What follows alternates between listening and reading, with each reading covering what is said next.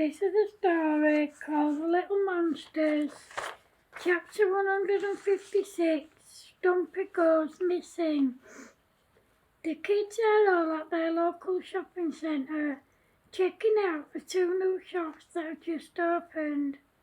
However, as they're walking around, Stumpy sees something he likes and he goes over to have a closer look at it. Excuse me. As he's doing so, the frightened gang sneak up behind him when no one's looking and put unpaid items in his backpack. Then they disappeared into thin air. Stumpy bought what he was looking at, which was a new set of headphones. However, as he was leaving the store, all the alarms went off and the security guard grabbed him, took him back in the shop, and told him to empty his bag. As he did so, he pulled the stolen goods out and he said to the security guard, "They're not mine. I didn't put them there. I swear I didn't. I would never steal, ever." The shop manager phoned the police and Stumpy's parents. When they got there, the police said to him, "If you didn't take this stuff, then how did it get in your bag?" "I don't know, but I didn't put it there. I'd never steal." "Mom, Dad, you believe me, don't you?" said Stumpy. "How can we believe you when the stuff was in your bag?" asked Stumpy's dad. Then one of the policemen said, "Bobby Sprout, you are now under arrest for theft."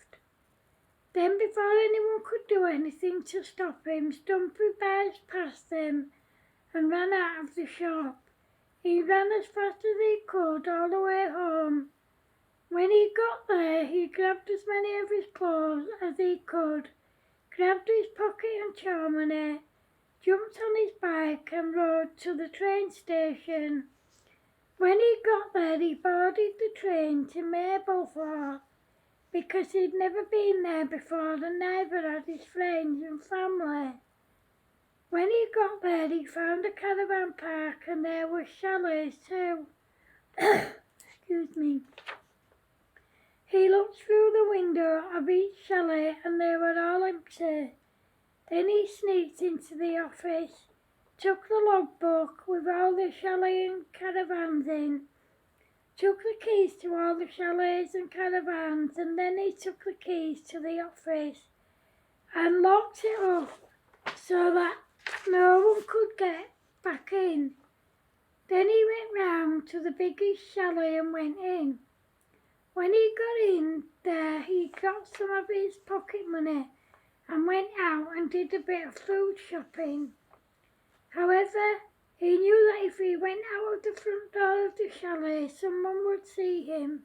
So he went out of the first door of the fire door at the back and cut over the field. He took the chalet keys with him, but he left the fire door slightly open so that he could get back in. He did enough shopping to last a few days at least, so that he wouldn't have to keep going back out all the time. By this time, Stumpy had been reported missing and everyone was out looking for him. The gang looked everywhere they could think of, but there was no sign of him. One day after he'd been at the chalet for a week, Stumpy saw his picture on TV, and the newsreader said that he'd been spotted in Mablethorpe and the police and his parents were on their way there. He'd packed up all of his belongings and all the food he'd bought, put a wig on that he'd found, put a baseball cap and some sunglasses on that he'd bought in Mablethorpe, got on his bike and rode as fast as he could to the train station. When he got there, he bought a ticket to Cornwall. When he arrived, he went to a caravan site, but there was too many people there, so he left and went on to the next one. When he got there, the place was closed. He walked over to the office and he noticed that someone had left the window open. He climbed in and took the keys to all the chalets and caravans. He also took the logbook with all of the bookings in. He put the keys to the office on the inside of the door, closed the window and left through the fire door, making sure he closed it behind him. Then he went round each of the caravans and chalets, closing all the curtains, locked all the doors and left. He left the caravans through a window, making sure he closed them behind him so that no one would notice that they were open. He left the chalets through the fire doors and then left them slightly open so that he could get back in if he needed to. He then went into the biggest chalet and he stayed there for about a week. Then one day he was watching TV when an appeal came on the news for him to return home again.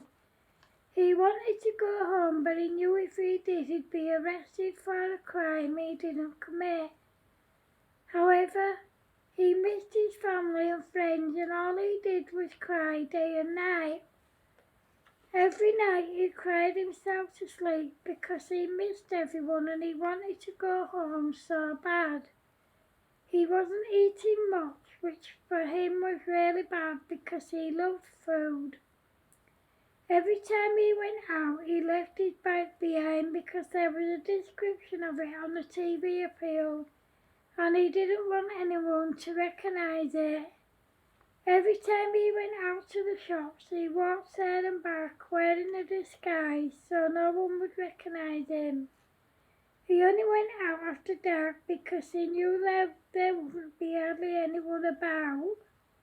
One day he heard a group of kids talking about a trip to Blackpool. He decided he wanted to go, so he put a fake name down on the list.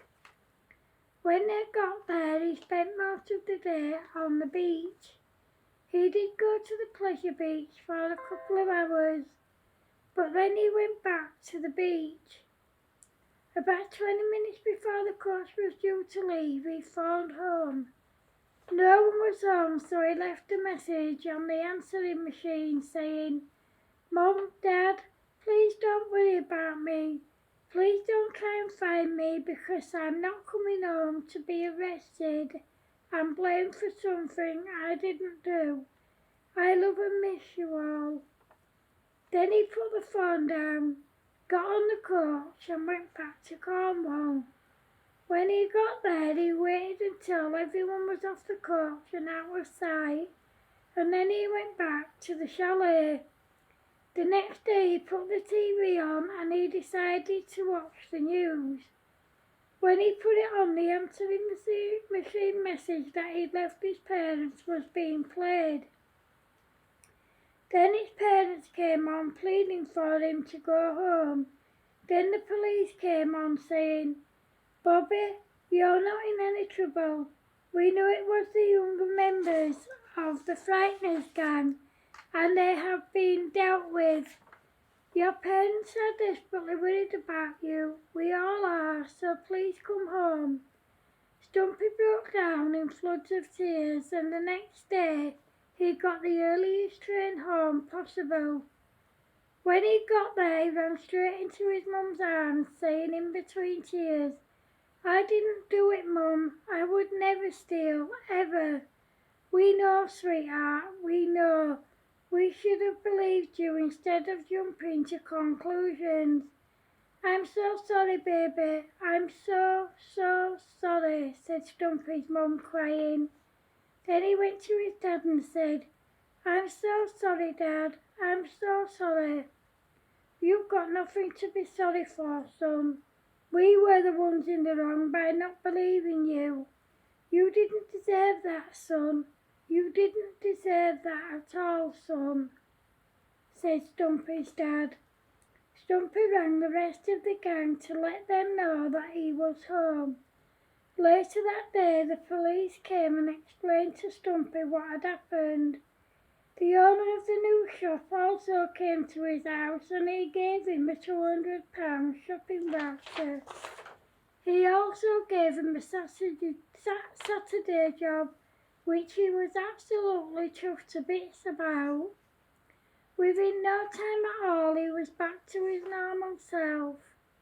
To be exact, it took him 2 hours to get back to normal, and then in front of the gang he said to his mum, "Mum, please can we eat now? I'm starving." They all looked at Stumpy and all together they said, "You're always starving, Stumpy." Everyone laughed and then they all settled down to eat. The little kids from the Frighteners gang had seen the big kids putting things in other people's bags and laughing, and they thought it was a game. They were only 7 and 8 years old and their parents didn't even know they'd sneaked off to the shopping centre. They thought they were at the park. When they found out what they'd been up to, they were in big trouble, and they deserved to be. End of chapter 156. Hope you like it, guys. Remember, if you're watching on YouTube, please feel free to like, share, comment and subscribe. If you're watching on Facebook, please feel free to like, share, comment and to go to my YouTube channel and subscribe. Take care of yourself, peeps. See you later. Love yous. Bye.